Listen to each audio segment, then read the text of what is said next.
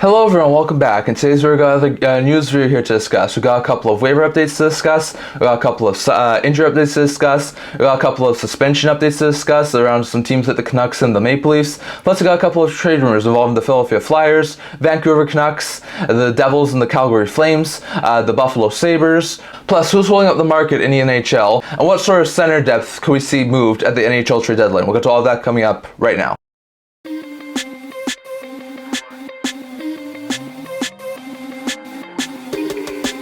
Hello everyone, welcome back to another video here at the N10 Hockey channel. Before we begin this video, don't forget to like this video and subscribe down below. Thank you for all your support. I would never been able to do it without you guys. We're so close to 250 subscribers, so if you haven't already, hit the subscribe button down below, and don't forget to leave a comment down in the comment section below discussing all that was discussed in today's video. Now, as usual, I'm going to start today's video off by discussing a couple of waiver updates. I would usually start off by discussing a couple of signing updates, so we have no signing updates from the past couple of days. So we'll start with the waiver update part of the video.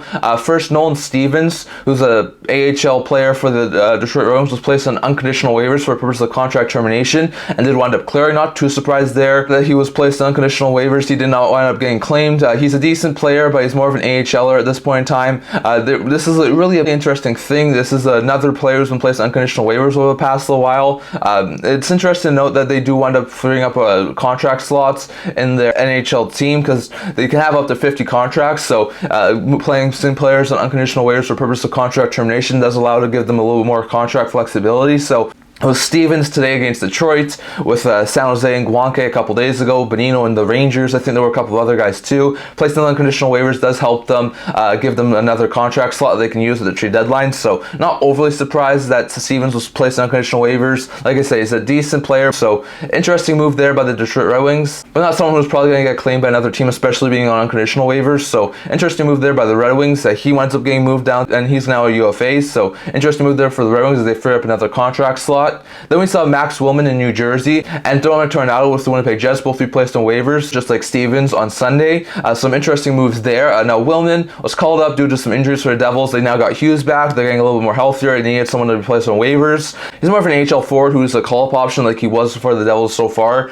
So placing him on waivers was most likely a no-brainer move for the Devils. Toninato, decent depth addition there for the Winnipeg Jets. More of a spare forward who can definitely play AHL minutes, but can also be a decent fourth liner. So I thought there was probably most likely no chance that those two wind up getting claimed. They're more spare forward / AHL forwards at this point in their careers, and that's exactly what happened. Both of those guys wound up clearing, and they were able to be sent down to their minor league affiliates. So not overly surprised there. Tornado's a really good player, but I think he's more of a spare forward. I don't think he was much of an upgrade on any team's rosters. Woolman's mostly an AHL forward at this point in time. He got called up due to injuries for the Devils, but now they're getting healthier. I don't really think many teams saw him as an upgrade on their current situation, so he winds up being placed on waivers too, and definitely some interesting moves there for those two guys on waivers. And then also yesterday we saw MacEwen be placed on waivers by Ottawa Senators. At this point in time, don't know the exact outcome given the fact that waivers haven't finished yet, but I do think that this is going to be an interesting move by Senators. They can definitely get some cap flexibility if this. Now I do think there's a very likely chance MacEwen probably winds up clearing. He's a good physical presence on the bottom six. He's not an overly good goal scorer, but he can put up a couple of points, so I could see some teams who definitely, especially someone who has some bottom six needs, definitely have some interest in acquiring a guy like MacEwen. But on top of that, he's signed for this year plus 2 more seasons. He is signed for a cheaper cap hit, but he's also got a lot of term on his contract, so I'm not sure if that would probably be okay with some teams. So it's going to be an interesting situation to watch out for, but I definitely do think MacEwen could be wound up claimed off of waivers, so it'll be interesting to see. But I expect him to, with the term and with his role as more of a physical bottom six forward, he'll probably wind up clearing waivers. So it'll be interesting to see. But Nolan Stevens was placed on unconditional waivers, was mutually terminated his contract. The Red Wings now have a new contract slot to work with before ahead of the trade deadline. The Jets and Devils both placed players on waivers. Jets Toninato, Devils Willman, both are not clearing waivers, and they're sent down to the AHL affiliates. Not too surprising there. And then we also saw MacEwen be placed on waivers by the Ottawa Senators, and we don't know exactly the outcome yet, but I expect he'll probably winds up clearing with his term on his contract. Maybe he winds up being claimed. It's a possibility, but I'll expect him probably to clear waivers. So interesting stuff there, but definitely some interesting waivers, at least from the past couple of days.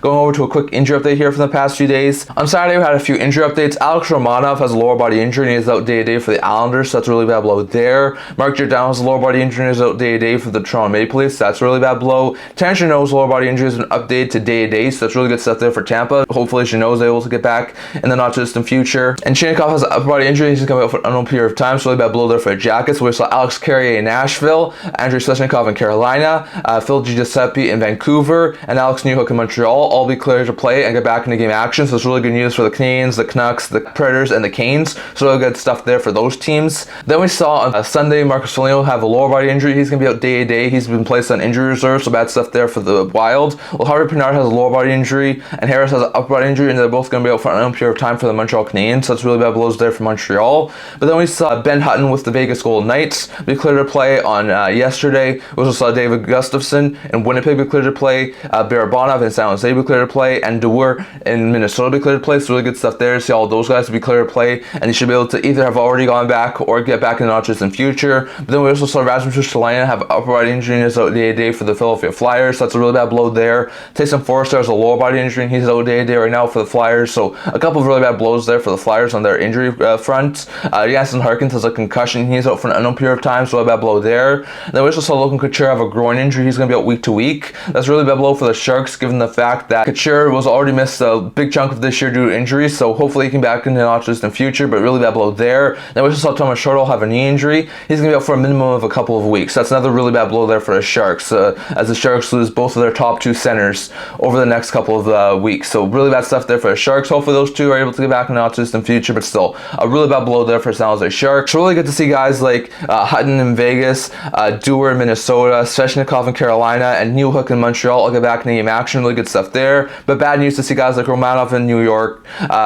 Foligno in Minnesota, Forster and Ristolainen in Philly, and Couture and Hurdle in San Jose get injured. And hopefully those guys are able to get back in the notches in the future and not going to be out for an overly long period of time. So some really interesting injury updates there from the past couple of days.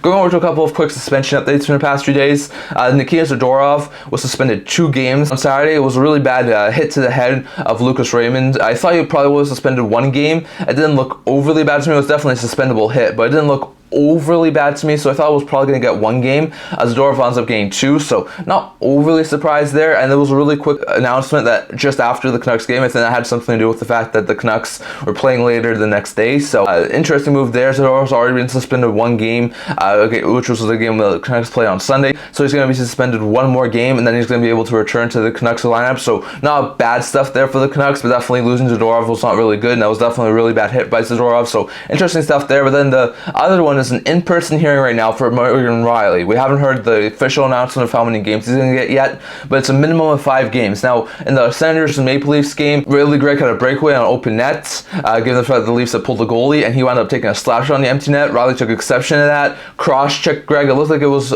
first to around the shoulder area, but eventually got to the head area. It was a really bad cross-check, a really bad decision there by Morgan Reilly. I thought he probably would have gotten suspended like 2 to 3 games would be my guess. I thought it was definitely suspendable action. I didn't know exactly how much you would get. I'm a little bit shocked it'd be a minimum of 5 games. It's definitely interesting to see that happen. I thought it probably would have been 2 to 3 games. It sounds like it's probably going to be 5. So it's a really bad blow there for the Toronto Maple Leafs that they lose Reilly for 5 to 6 games, and a little bit on the Leafs fans side of things. I think that's a little bit of egregious suspension. I thought it probably would have been 2 to 3 games, but interesting stuff there. I like what Gregg did. I thought it added a little bit of spice to that rivalry in Ontario. I thought if Reilly took exception to it, it would have been pretty much okay, but the way he handled it was not overly great. I thought it would definitely be a 2 to 3 game suspension. I was a little bit surprised it's probably going to be over 5 or 6. So it's an in-person hearing. We'll probably get some updates later today. Not exactly sure what the exact game amount is. My guess will be probably 6 or 7, but we'll get an update later today, and we'll talk about this on Thursday. But basically, those are 2 suspension updates from the past couple of days.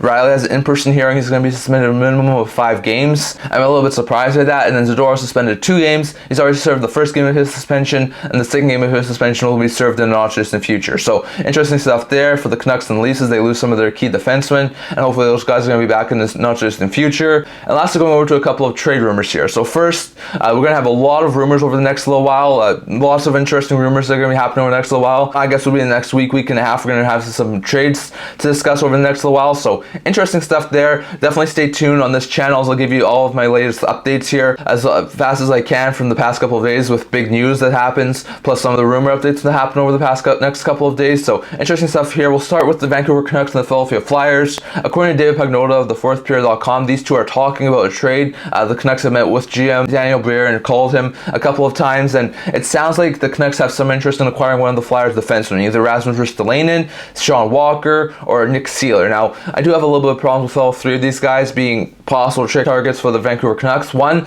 Nick Seeler, he would probably be a really good fit. I know he plays more on the left side, but I think he'll be a fantastic fit. Cheap, bomb pairing defenseman, really good physical type forward. I think he'll be a very fantastic piece for the Vancouver Canucks, and he probably wouldn't cost too much.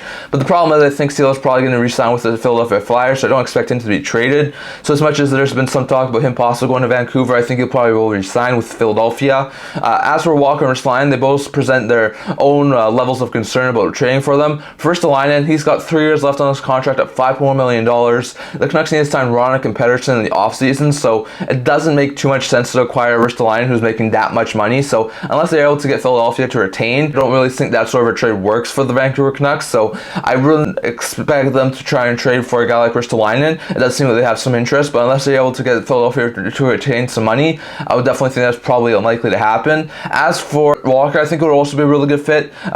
Finally, over his contract, $2.6 million cap hit, not too high of a cap hit for sure. Decent third pair defenseman, could definitely work really well with the Canucks. But the asking price, according to a lot of people right now, is a first-round pick, and the Canucks have already moved this year's first-round pick to acquire Elias Lindholm. I don't think they want to move another first-round pick. So it'll be interesting to see where this goes. I'm not exactly sure if any of those Flyers defensemen are really going to be huge possible trade options there for Vancouver Canucks. I could see Walker be a good fit, but like I said, the acquisition cost is not overly good. I think Ristolainen costs too much money over too much of a long period of time for the Canucks, and I think Seeler will probably resign with Philadelphia. In my opinion, I don't think any of these guys in Philadelphia being really good options there for Vancouver Canucks. I mean, I think a guy like Alex Carey, who's been linked to Canucks over the past little while, could be a really good fit there, who's a decent younger type defenseman, not making a huge amount of money, can really fit in that third pair. But I think Walker would be a nice fit, but I think his acquisition cost is too high. Ristolainen could be a really good addition there as like a second, third pair defenseman, but he makes a little bit too much money in my opinion. And on top of that, Sealer's probably going to resign with the Philadelphia Flyers. So some interesting updates there from David Pagnotta saying that the Canucks and Flyers are talking about one of the Flyers defensemen, but in my opinion, I don't see any of those guys being huge upgrades there for the Vancouver Canucks. Next, we'll go over to the some things that Elliot Friedman said on the 32 Thoughts podcast, plus Saturday Night Headlines on Hockey Night in Canada. Now, on Saturday Night Headlines,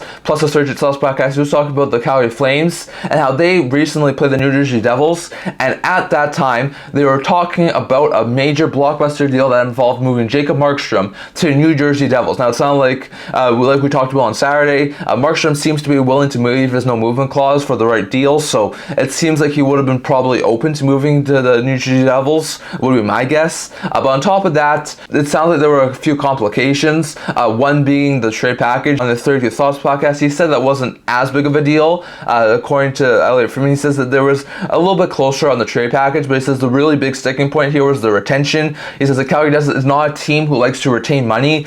They moved Lindholm for his full cap hit. They moved Zadorov for his full cap hit earlier this year. They don't like to retain money in trades, so retaining money, especially on a guy with term, is going to be something that's really hard for teams to ask Calgary to do. Elliot Friedman does think that this hit a snag when they were discussing it, and it's possibly that it could be dead. It's going to be really hard to try and get going again, as it seems like with Calgary not really wanting to retain money, especially on a guy with term like Markstrom, it'll be a really hard trade to pull off. But Elliot Friedman does think it's not dead exactly, and he does think that it could definitely still happen. My guess, if you're moving Markstrom, my guess would be the Devils will be offering something like a first-round pick and maybe a decent prospect like an Alex Holtz or one of their young blue liners like a Daniel Messier or something like that, and plus maybe someone who's on the roster to sort of make the cap work. So it would be interesting to see a Markstrom to the New Jersey deal. There's definitely a lot of speculation. If Markstrom were to be moved, the Devils have been a team who's been heavily linked to him, and now it seems like the Flames and Devils have had serious talks around him, so that's interesting to note there. We'll have to see if trade talk winds up picking up again between those two teams, but it seems like for the time being, that trade is sort of dead at this point in time, with the Devils and Flames not overly agreeing on the trade asking price, but also on the fact that Markstrom might need retention in order to go to New Jersey, and Calgary's not a team who really wants to retain. So interesting stuff there by Elliotte Friedman, but it does sound like Devils do have some interest in Markstrom, and they do really want to acquire him, so we'll have to wait and see exactly where that goes, but it does sound like Markstrom to New Jersey has been a possibility. On top of that, Elliotte Friedman was also talking on the 30 Thoughts podcast about the Buffalo Sabres, and he says they are looking for help for now. He says they're not looking to trade all of their assets to sort of help them for the future and get like picks and prospects in return. They want players who can come in and help this team right now. So my guess would be they're sort of in the same boat as in New Jersey, where Elliotte Friedman was talking about Markstrom. He said that there's not a guarantee that they make the playoffs this year, so they want someone with term. It would not make sense for them to go after a goaltender who's a pending UFA. I think that's sort of the same thing where Buffalo is. Buffalo is definitely not going to make the playoffs. The odds are not in their favor.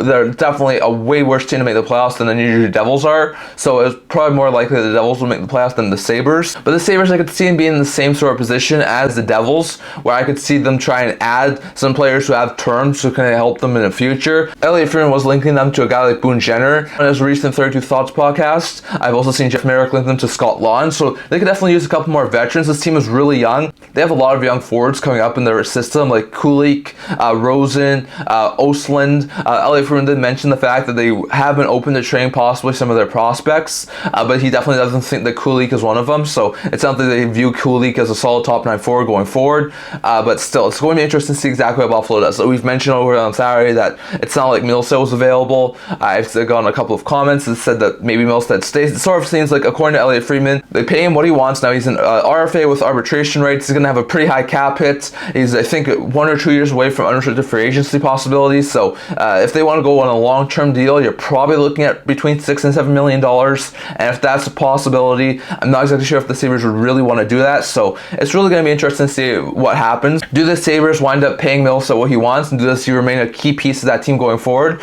or do they move him where they get a huge return, where they get some more help on some other needs? I mean, I could see him move Milstead for like a top 4 defenseman, maybe more of a veteran type of defenseman. I could see him move him for maybe a goaltender. I think they could definitely use the goaltender. Pekka Luukkonen's done all right this year, but I could definitely see him get like another veteran. Levi, I think, still most likely he might start next year, but I think he'd be definitely benefiting if he was to start in the AHL next year. And on top of that, Commer's going to be out of this year, so if you have a UPL and another goaltender for one more season, and then you have Levi and maybe UPL year after that, I think that'll be probably good. So I could see him add a goaltender for a guy like Casey Milstead. I could see him add like a defenseman for Casey Milstead. So it'll be interesting to see exactly what happens. But definitely something the Sabres looking for help now. I've seen them linked to Jenner. I've seen them linked to a guy like Scott Lawton. Those two could be really good pieces there for the Buffalo Sabres. On top of that, it does sound like the Sabres might be open to moving Milstead if it was able to help them upgrade in different positions. So I'll have to wait and see exactly what happens on Buffalo, but that's sort of the updates from the past couple of days. Elliotte Friedman was talking about 4 players who are sort of holding up the trademark right now. That is Am Henrique, Chris Tanev, Noah Hanifin, and Jake Guentzel. Now, it sounds like Hanifin has a lot of interest from a lot of places. According to Elliotte Friedman on the 30 Thoughts podcast, as sort of the Flames know they can get a second-round pick for Tanev, but they want to see if they can pry a first out of someone, so it's going to be interesting to see if that's sort of the asking price. So it seems like Tanev's sort of falling out of the market because the Flames want to see if they can get a better return than just a second-round pick for Tanev, so it'll be interesting to see on that. Hanifin's still undecided at this point, but it sounds like a decision is still coming in the near future. I think it's very likely that Hanifin does get traded. He's definitely played well in Calgary. It does sound like, according to Elliotte Friedman, that he may be still willing to stay, but I think he's more likely to get traded, so I'll have to wait and see on that. On top of that, Henrique, sort of the leader of the center market right now. The Ducks are willing to trade him. Probably going to get like a first-round pick and a decent prospect, might be my guess. So it'll be interesting to see exactly what happens with Henrique, but definitely going to be interesting to see on that. Guentzel, probably going to be a decision that happens closer to the deadline. The Penguins are not overly out of it yet. I think they're like 7 points out of a playoff spot right now, so they're not looking overly good, but they do have games in hand. So I do wonder if the Penguins wait a little bit closer until the deadline to consider the Guentzel possibility, but it'll be interesting to see. I think there'll be a ton of teams interested in a scoring winger like Guentzel, a top 4 defenseman like Hanifin, a veteran proven top 4 defenseman like Tanev, and a center who can play second or third line center minutes in Henrique. So it'll be interesting to see exactly what happens. But according to Elliotte Friedman, those 4 guys are holding up the market. And until most of those 4 guys are going to be moved, we're going to have a little bit of a stall in the market.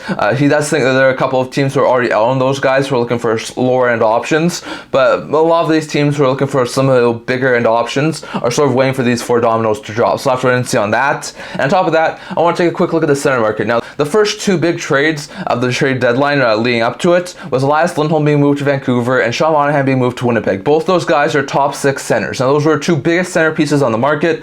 Those two are now off. So now there's been a lot of talk over the past while about centers who could wind up being moved. Now, Elliot mentioned a couple of people. Here's the guys who I think could definitely be moved. Henrique's probably the leader, like we talked about. He's probably the first domino to be moved in the center market. I know Boston, Colorado, and the Rangers are all looking for really good center upgrades. So Henrique's definitely a guy to watch out for if you're looking for a center upgrade.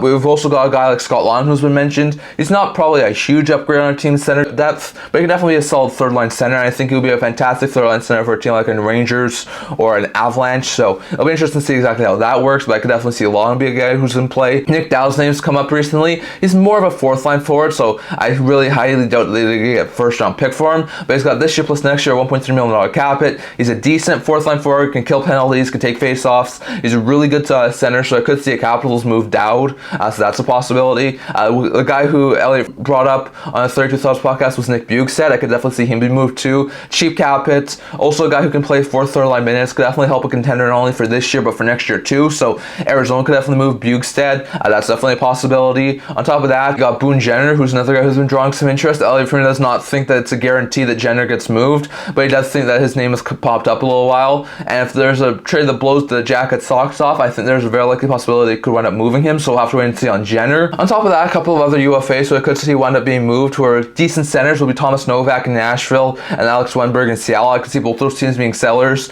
Novak's a really good young third line center who can score a really high rate, so I could definitely see Novak be a guy who ends up being moved. Wennberg, same sort of thing, really good third line center. I know the Kraken aren't doing overly well right now, so I could see him move him with the weak center group right now in the trade market. I could see Wennberg be moved with 50% of his contract retained, and I could see Seattle get a really good price for a guy like Wennberg, so it'll be interesting to see. But with Monahan and Lindholm now gone, Henrique seems to be the really big trade chip on the center market right now. And then you also have guys like Scott Laughton, Boone Jenner, Nick Dowd, Nick Bjugstad, Thomas Novak, and Alex Wennberg, who I could all see wind up being acquired at the trade deadline. So it'll be interesting to see exactly what happens. But the center depth, like we said, is the first market that took a big hit with Lindholm and Monahan being moved. And these are some of the guys who I think could want to be moved. And with both the top end guys being moved early on, it seems like there's a lot of other teams that are like Boston, Colorado, New York are who definitely need center help and could definitely target some of these guys. So it'll be interesting to see exactly what happens. But definitely, I left your guys' thoughts on all of this down in the comment section below. That's what I'm going to talk about for today. What do you think about the center market? Which centers do you think will end up getting moved? Could Laughton be moved? Jenner, Wennberg, Novak, Dowd, Bjugstad on top of Henrique? Definitely left your guys' thoughts on that. Which domino do you think is going to move first? Will it be Gensel, Tanev, Hanifin, Henrique, according to Elliot Friedman? There probably won't be very many trades until some of those dominoes fall, so we'll have to wait and see on that. Do you see Buffalo making some moves before trade deadline? And if so, do you think they can acquire players who can help them now and possibly in the next year or two? More veteran type players who can definitely work well with them. They're younger players, so definitely think that would be a really good fit there for the Buffalo Sabres.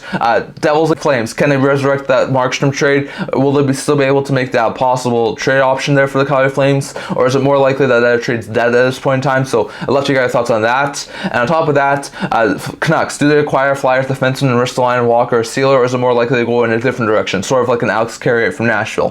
Definitely love to hear your guys' thoughts on that. Plus, what do you think about this waiver updates, injury updates, and suspensions down in the comment section below. That's all I'm going to talk about for today. Remember to like this video, and if you're really to subscribe down below. Thank you for all your support. I've never been able to do without you guys, so don't forget to subscribe so we can turn to 50 subscribers, and don't forget to leave a comment down in the comment section below discussing all that we discussed in today's video. I also do a blog talking about news, rumors, analysis, stuff like that, so if you check that out, I'll leave a link down in the description below, and I can't wait to see you guys all for next video. See you guys soon.